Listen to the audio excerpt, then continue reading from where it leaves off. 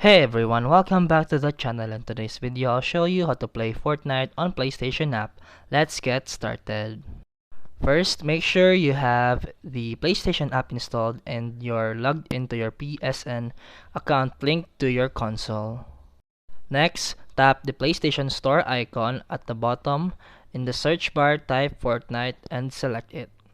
If you don't already have Fortnite, just tap download or add to library. It will be sent to your linked PlayStation console. Want to play Fortnite remotely? Go back to the main page and tap the remote play icon. Make sure your PS4 or PS5 is turned on or in rest mode.